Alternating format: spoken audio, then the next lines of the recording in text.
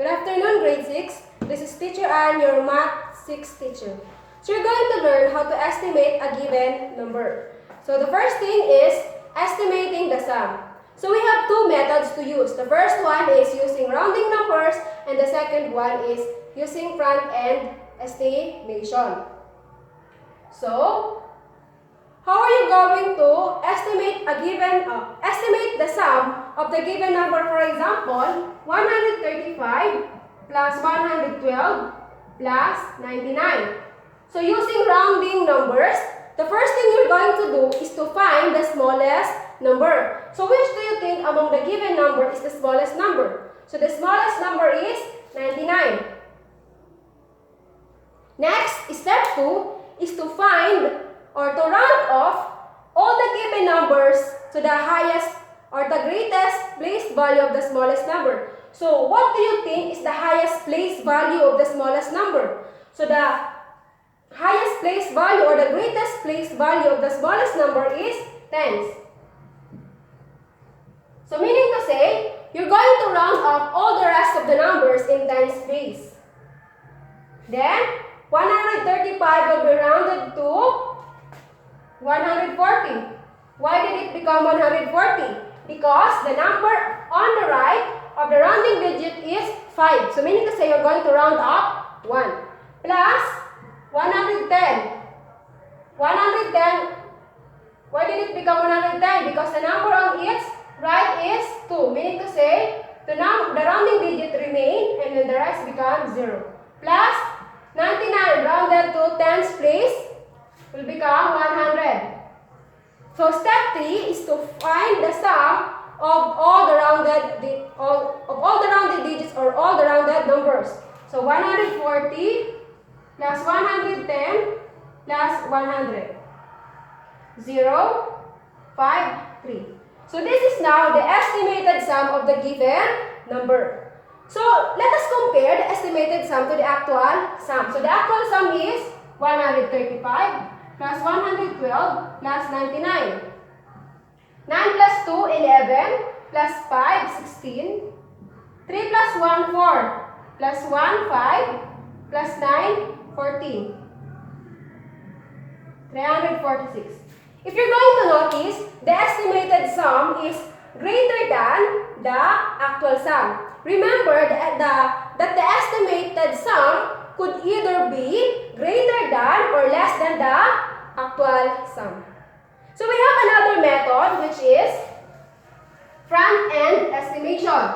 So using the same given, how are you going to find the estimated sum using front-end estimation? So 135 plus 112 plus 99.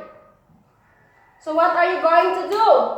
The first thing you're going to do is to find the sum of the front or the lead digits. So which do you think is the lead digits of the smallest number? It is the tens place. So meaning to say all of them is the lead digits. You understand? So you're going to add the lead or front digits. Find the sum. So 9 plus 1 is 10 plus 3 is 13 plus 1, 3. Then it will become 0.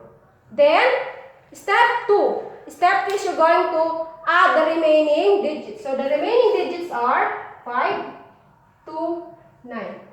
So these are the remaining digits. So 5 plus 2, 7 plus 9, 16. Rounded up to 20.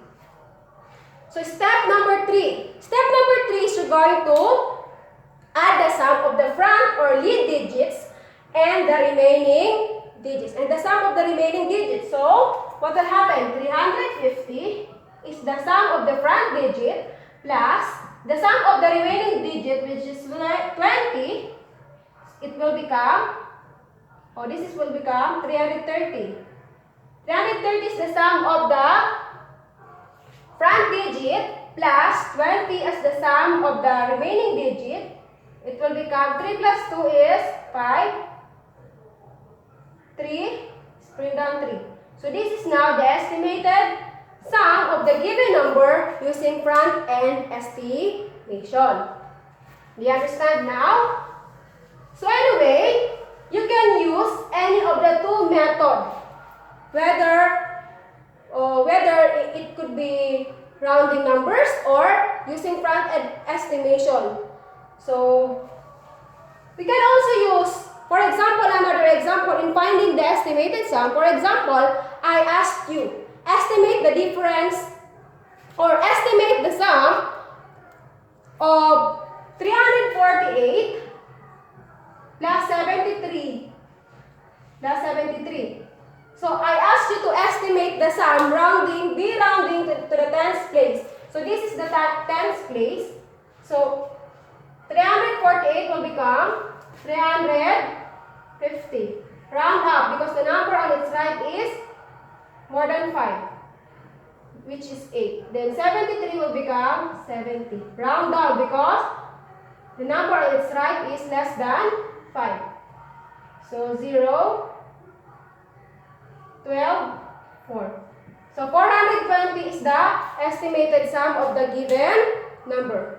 So how are you going to estimate now the difference? So a while ago you learned about estimating the sum using two methods, using rounding numbers, and the second one is front-end estimation. So how about today, finding the estimated difference?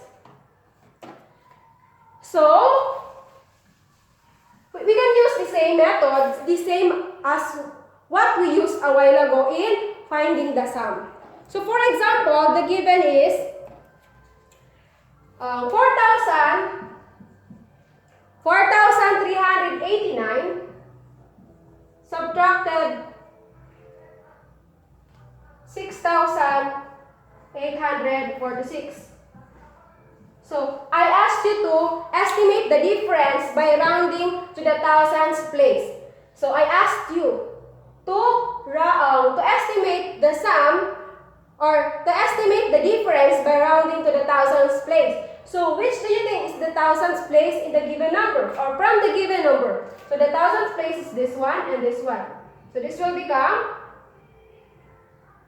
14,000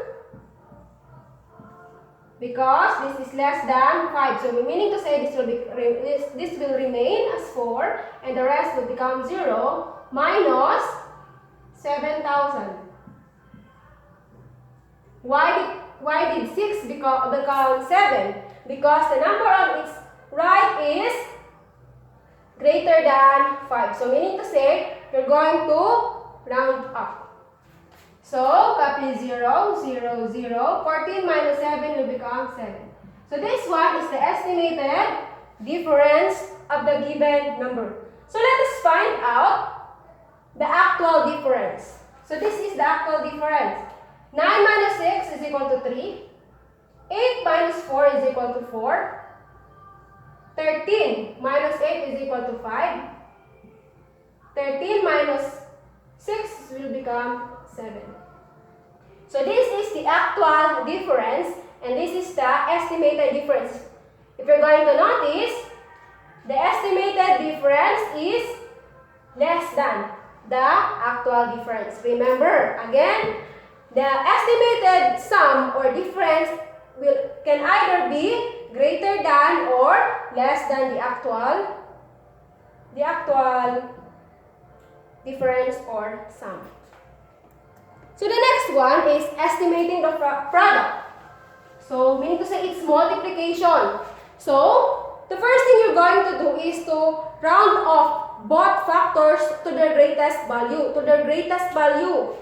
So for example, the given number is 216 multiplied by 18.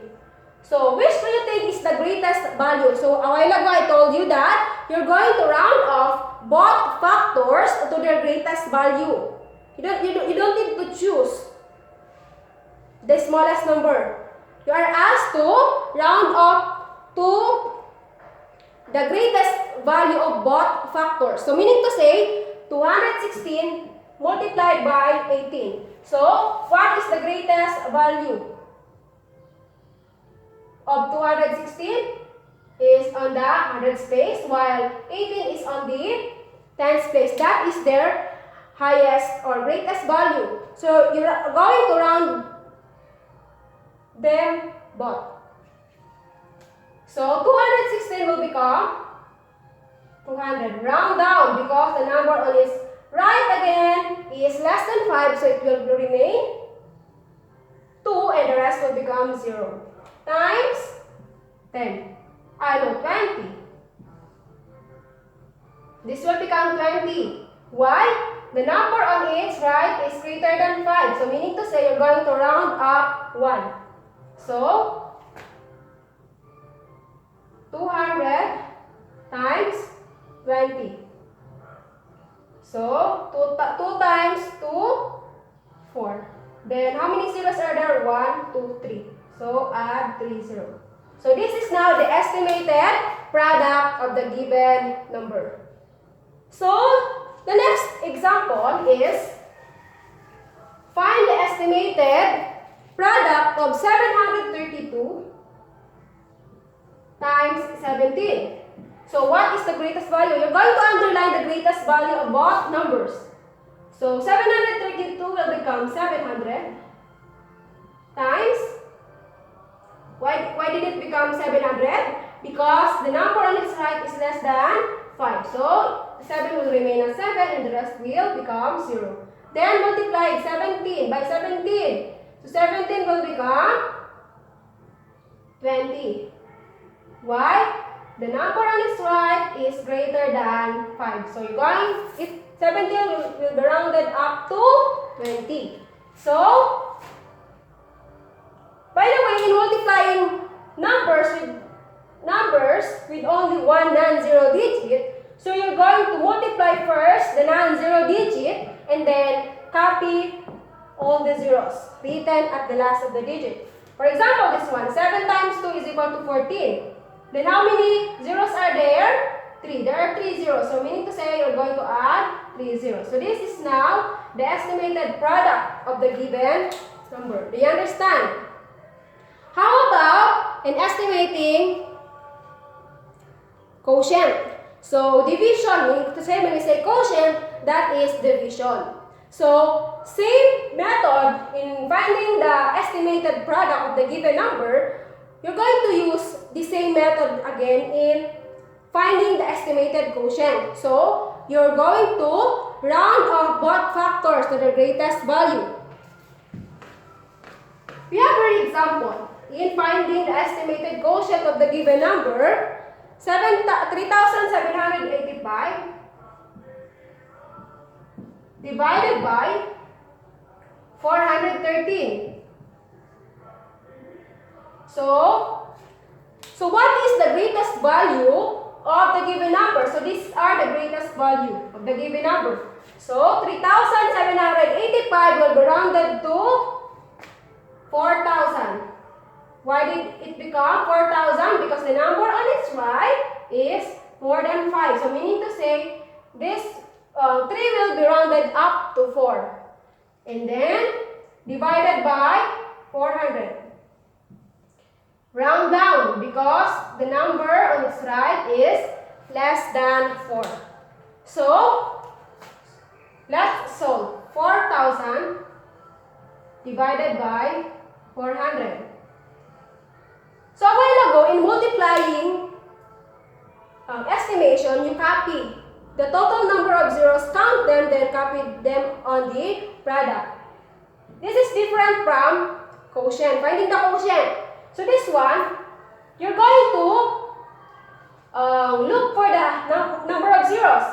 So how many zeros are there? There are 2 zeros, while here there are 3 zeros.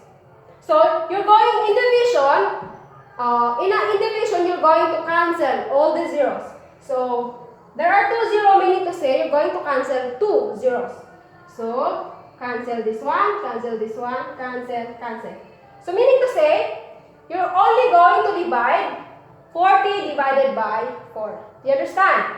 So 40 divided by 4 will become, first digit first, 4 divided by 4 is 1. 1 times 4, 4. 0. 0 divided by 4 is 0. 0 times 4 is 0. So meaning to say, 10, it is the approximate or the estimated quotient of the given number. So remember that in estimating the quotient, you use the same method in estimating the product and same method we used in estimating the sum and estimating the difference. So, we have more example drills and exercises to be answered by you to know or to check your understanding of estimating the sum, estimating the difference, and estimating the product, and estimating the quotient of the given number.